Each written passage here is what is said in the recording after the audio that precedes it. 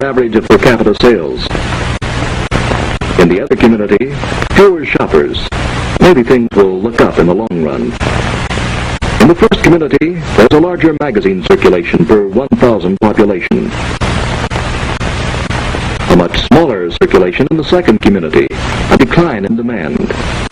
The student of typing, shorthand, and business machines becomes a producer upon graduation of tax-developed community asset. He prepares for radio and electronics. His future promises a profit on the taxes invested in him. As education raises the cultural level, so it must also introduce youth to the know-how of production and stir interest in precision, efficiency, and service. With graduation, the community receives a new supply of young people who want a better life on the one hand, and who have the ability to work for it on the other. Now the tax investment returns to the taxpayer. In order to aid in the process, the Gary Plan was introduced. It had a new organizational scheme in which different subjects would be taught by different departments. Similar to the breaking down of factory jobs under Taylorism, students would be herded from classroom to classroom in order to digest a stream of standardized factual information. Like Pavlov's dogs, they would do so at the ring of a bell. Children go where I send me, I'm gonna send me one by one, a one but a little baby, a born by the Virgin Mary, born in Bethlehem. Children go where I send me, send me.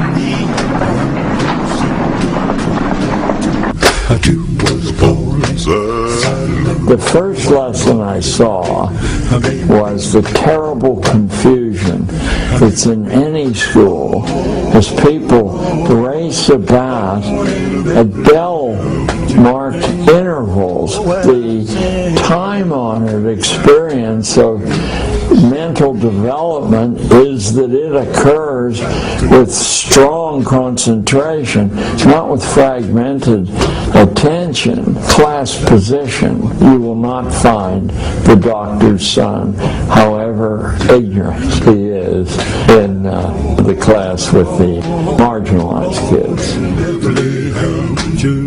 Indifference is wonderful. This is a factory to create indifference to intellectual things, to ideas.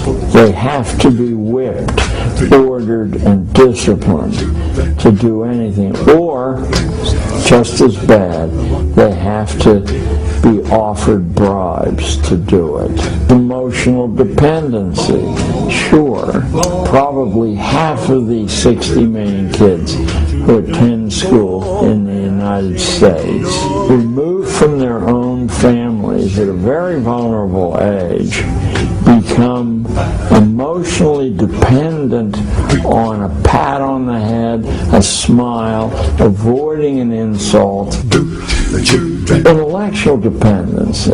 In spite of rhetoric to the contrary, a teacher's nightmare is invested in those kids, if any, who actually have learned how to think for themselves. The teacher's job is not only to convey bits of information that should not be challenged, but also to convey how you connect those bits of information, but not practice in doing that for yourself. You memorize someone else's connection. What is a circle?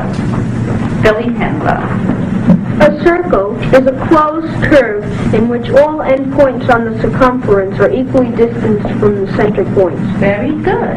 Provisional self-esteem, this really ties into the grades, the test scores, the signs of approval by the teacher.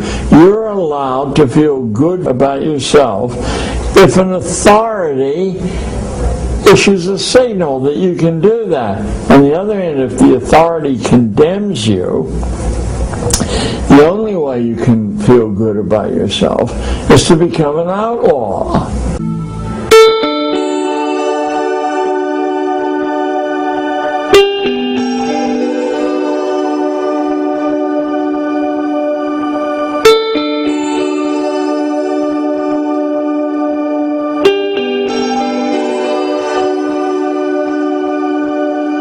What are we trying to do? If our goal is to help kids become critical thinkers, lifelong learners who really enjoy thinking and reading and playing with numbers and ideas, if we want to help them become good learners and good people who can create and sustain a functioning democracy, then education would look very different from the way it looks right now, at least in our culture. We would have to question the use of grades. What research finds is that when kids are trying to get good grades in school, three things tend to happen. They begin to lose interest in the learning itself. Now the purpose is just to get a good grade, rather than to engage with the question or problem at hand. Second, they tend to think less deeply and retain knowledge for a shorter period of time compared to kids who don't have any grades. And third, they tend to pick the easiest possible tasks. That's not because they're being lazy, it's because they're being rational. If we tell kids we want to see a better report card, we want to see higher grades, naturally they'll pick the shortest book or the easiest project because that maximizes the chance of achieving that goal. So, regardless of what your goal is, if you're interested in assessing kids and teachers and schools to see are we doing a good job here, you would never need tests in order to see whether kids are learning and where they need help, and you would never need grades to report the results of the evaluation we place on those assessments. We would certainly do away with standardized testing, the kind of testing used in particular states or provinces where everyone takes the same test and then you compare everyone's scores. These tests tend to measure what matters least. It tends to be a good marker for family income, because what standardized tests mostly measure is the size of the houses near a school. But it's the case that some of our deepest thinking kids just don't do well on tests. And some kids who get great scores have never had an original idea in their lives. Well, I thought you just judged by tests. Oh, no. There are many other things besides tests that we use. Of course, we do consider a child's general ability and the way he scores on standardized tests, but that's not all.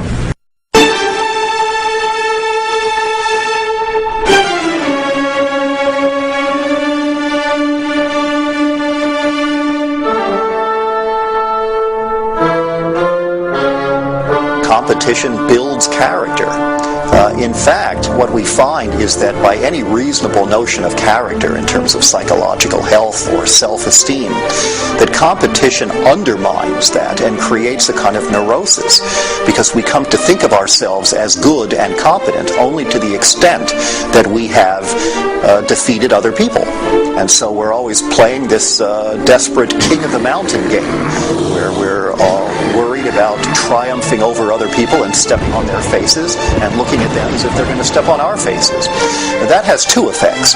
One is it's horrible for us in terms of psychological development because there's a perpetual sense of disease and anxiety. But second, it very logically has a destructive effect on our relationships. We compete because we're raised that way, not because we're born that way. I mean, take, for example, the belief in survival of the fittest, which is seen as a Darwinian notion. In fact, Charles Darwin never even used the phrase survival of the fittest. That was coined by a right-wing social thinker in the 19th century named Herbert Spencer, who tried to corrupt Darwin's thinking to his own reactionary political purposes. What Darwin talked about was natural selection, which means that the individual organism that's best able to adapt to a changing environment is more likely to be around to survive and reproduce. But that doesn't specify competition as a mechanism. In fact, often the active avoidance of competition, if not the deliberate pursuit of cooperative strategies turns out to make it more likely that organisms and entire species will survive. The research consistently shows that competition not only isn't necessary for excellence, but tends to impede excellence on most tasks. And the more challenging the task, the more ingenuity, problem-solving skill it requires, the more competition tends to disrupt that achievement. Excellence pulls in one direction and competition pulls in another. And in fact, another kind of research study corroborates that. If you take a whole bunch of people and give them a task to do, some kind of problem to work out, and half of them are told, see if you can figure out how to do this task. And the other half are told, this is a contest with a prize to whoever wins, whoever does the best job. Study after study after study across cultures, across gender, across ages, find that the people who have to compete, end up doing an inferior job on that task. At the moment, it appears as though much of what happens in schools in North America is really for the convenience of people who have most of the power. There is, if anything, an active discouragement of critical questioning. Corporations claim they want kids who are able to think outside the box, but only so far as they're caught within a larger box that works to the advantage of the free market, which means that the market economy, based on competition, based on economic rather than human considerations, ends up controlling the system. Today, many people assume that antisocial and even violent behavior by young people is a completely natural phenomenon. Yet anthropological studies reveal this to be a myth. Our widespread use of the term juvenile delinquency exposes not only the failure of modern schooling, but of an important concept given expression by the behaviorists. They called it the frustration-aggression hypothesis.